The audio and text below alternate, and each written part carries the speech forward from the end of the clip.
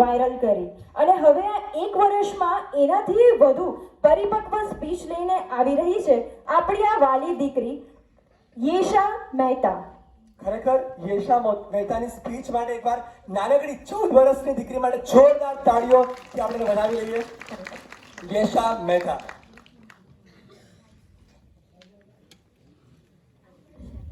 Hello.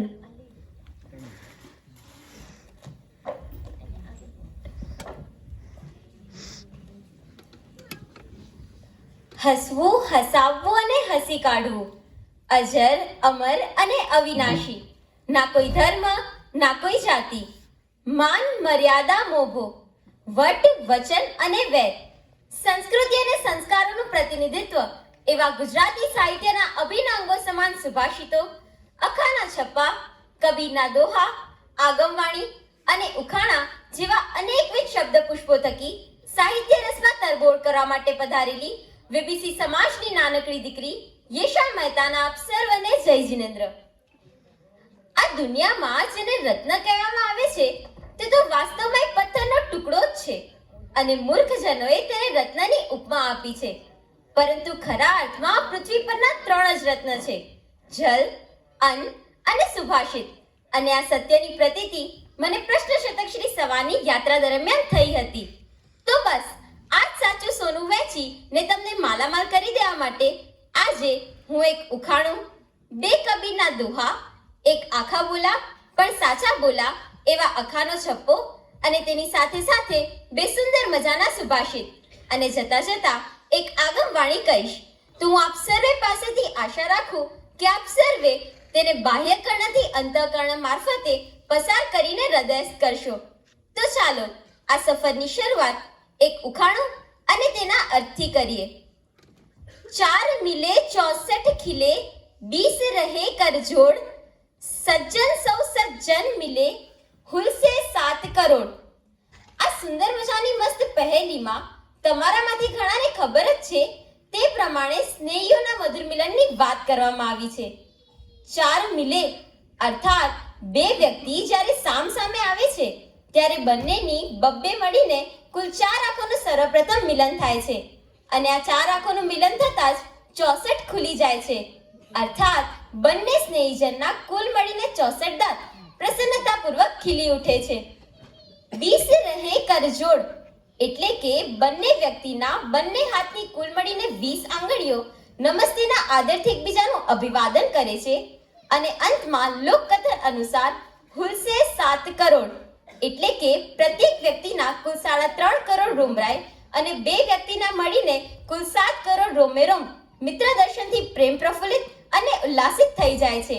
અને આવું જ મધુર મિલન જ્યારે આપણે સર્વે માણી રહ્યા છીએ, જ્યાં અબજો રોમરાય એક સાથે સાહિત્યમય મિલન માણી રહ્યા છે, જે ખરેખર વીબીસી સમાજના ઇતિહાસમાં અદ્ભુત અને સરાહનીય ઘટના છે.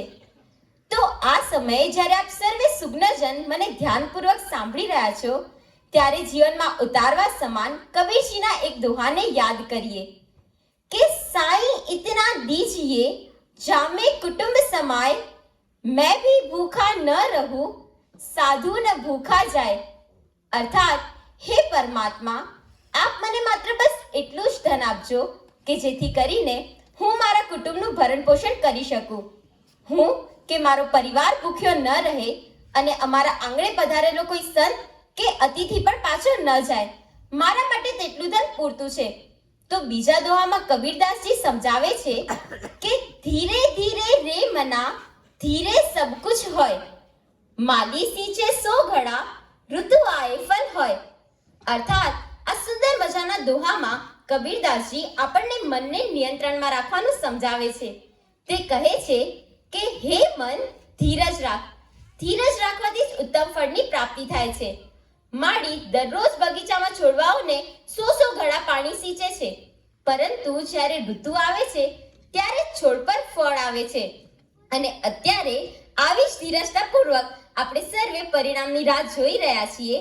ત્યારે મને આખા બોલા પણ સાચા બોલા એવા તત્વજ્ઞ કવિ શ્રી અખાનો છપ્પો યાદ આવે છે કે સૂકું જ્ઞાનને વ્યંડળ મૂજ, કરપી ધન કૂતરાનું પૂજ, એ ચારેથી અર્થ ન થાય, સામું એવ ઉગાડે કાય, અખા અમન વિના હાકેમ જશો, કથ્યું જ્ઞાન પણ હરિ ન વસ્યો.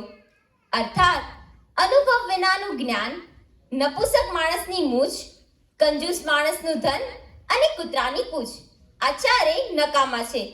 તેનાથી કોઈ જ હેતુ પાર પડતો નથી, ઉલટું તેની ખામી જ પ્રદર્શિત થાય છે. તેવી જ રીતે સત્તા વિનાના અધિકારીનો હુકમ કોઈ જ માનતું નથી, અને જેના હૃદયમાં હરિવસ્યા ન હોય તેવા વ્યક્તિની જ્ઞાનસભર વાતોની પણ બીજા પર કોઈ જ અસર થતી નથી. અને આના ઉપરથી ઉમદા જીવન શીખ પ્રાપ્ત થાય છે કે જો પ્રશ્નશતક શ્રી સવાના પ્રશ્નના જવાબોને હૃદયસ્થ કરવામાં આવે તો તે જ આ પ્રોગ્રામની ખરી સફળતા ગણાય. તેના વિના જો ક્રમાંક પણ પ્રાપ્ત થાય તો તેનું કોઈ જ મહત્વ રહેતું નથી. અને જો ગુજરાતી ભાષાના અલંકારોની વાત થતી હોય અને તેમાં જો સુભાષિતનો સમાવેશ ન કરવામાં આવે તો થોડી અધૂરપ લાગે. આથી કરીને એક સુંદર મજાનું સુભાષિત: હિંસાનો ત્યાગ ને ના પરદન હરવું, સર્વદા સત્યવાણી, સંવાદે મૌન રહેવું પર યુવતી વિશે, શક્ય તે દાન દેવું, તૃષ્ણાના મૂળ કાપો, વિનય ગુરુ પ્રતિ, સર્વ જીવોને કરુણા, શાસ્ત્રો સર્વે પાખે પુનિત વિધિ સદા, શ્રેયનો આજ માર્ગ. અર્થાત જીવ હિંસાનો ત્યાગ કરવો, પારકાના ધનને હરવું નહીં, હંમેશા સાચું બોલવું, પર સ્ત્રી વિશે થતી વાતો સમયે મૌન રહેવું, યથા સમયે શક્તિ પ્રમાણે દાન કરવું, તૃષ્ણાના મૂળનું છેદન કરવું, ગુરુ પ્રત્યે વિનય આચરવો, સર્વે પ્રાણી માત્ર પ્રત્યે જીવ દયા દાખવવી. આમ સર્વે શાસ્ત્રોમાં પવિત્ર વિધિનો ઉપદેશ આપવામાં આવેલો છે અને શ્રેયનો આ જ સાચો કલ્યાણકારી માર્ગ બતાવાયો છે.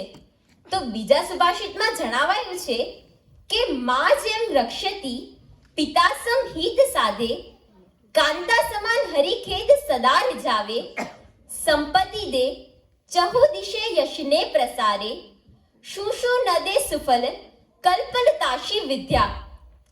આમ આપ સર્વે વિદ્યા ઉપાસકો જાણતા જ હશો કે વિદ્યાનું અનેક ગણું મહત્વ રહેલું છે. તે માતાની સમાન રક્ષણ કરે છે, પિતાની સમાન હિતકારી પ્રવૃત્તિમાં જોડે છે, પ્રિય પત્નીની માફક ખેદ દૂર કરીને આનંદ પમાડે છે, સંપત્તિ અપાવે છે, ચો તરફ કીર્તિ ફેલાવે છે. આમ વિદ્યા બધું જ આપવા સક્ષમ છે. અને આ વાતથી તો આપણે સર્વે જ્ઞાનીજન સહમત થશું જ કે આપ્તજનોના જીવનમાં અનેક ગણું મહત્વ રહેલું છે. પરંતુ જેમ જૈન ધર્મના 5મા આરા દુષ્મમાં જણાવાયું છે તે પ્રમાણે સહદેવ જોશીએ આગમવાણી અર્થાત ભાવિ કથન કરેલું છે કે જે આજે ઘણી બધી જગ્યાએ ખરું સાબિત થાય છે કે સાડો આવે ત્યારે સારું લગાડે, બાંધવ ઘરે વેરીડા, સાડી આવે તો સાડલો પામે, બેની રોતી જાવેગા. અર્થાત સર્વે સ્વાર્થના સગા થશે. કુટુંબ જીવનમાં ભાઈ ભાઈ પ્રત્યેની અને ભાઈ બહેન પ્રત્યેની જે આમન્યતા જળવાતી હતી તે જળવાશે નહીં.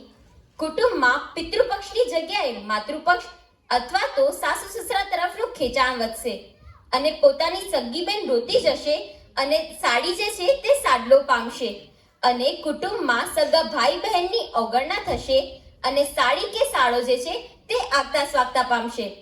આમ સુંદર મજાની આગમવાણી દ્વારા કલયુગની બલિહારી સમજાવાઈ હતી, જેને કેટલી તીવ્ર બનાવવી તે તમારી અને મારી સમજણ અને જ્ઞાન પર આધારિત છે.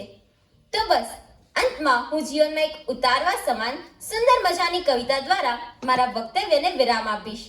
આશા કરું છું કે આપ સર્વે તેની પર જરૂરથી વિચાર કરશો.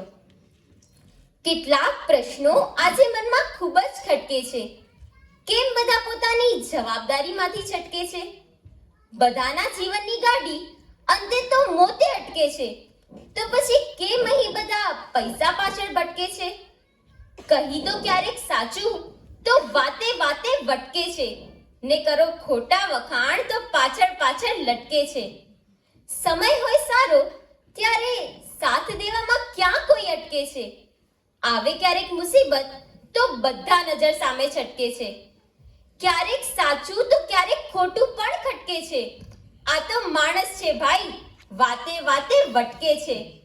આવે બે પૈસા તો સંબંધ પેન્સિલ જેમ બટકે છે, પછી તેને જોડવા માટે જીવન આખું ભટકે છે. આમ આ બધું જોઈને આજ આંખ ક્યાં મટકે છે? આવા કેટલાક પ્રશ્નો આજે મનમાં બહુ ખટકે છે. આવા કેટલાક પ્રશ્નો સતત મારા મનમાં ખટકે છે. આશા રાખું કે આપ મને ઉત્તર જણાવશો જે તમારા મનમાં લટકે છે. Thank you. ખૂબ જ અદ્ભુત પરફોર્મન્સ. છોટા પેકેટ બડા ધમાકા. નાની ઉંમરમાં આટલો કોન્ફિડન્સ, આટલો આત્મવિશ્વાસ, આટલી ઉંમરમાં જો આટલી પબ્લિક સામે બેધડક બેફિકર જો આ છોકરી બોલી શકતી હોય તો ભવિષ્યમાં આ છોકરીના હાથે કેવા ઇતિહાસનું સર્જન થઈ શકે એની કલ્પના આપણે કરી ના શકીએ. ખૂબ જ અદ્ભુત જોરદાર તાળીઓથી આપણે વધાવીએ યેશાના સુંદર મજાના પરફોર્મન્સને. હવે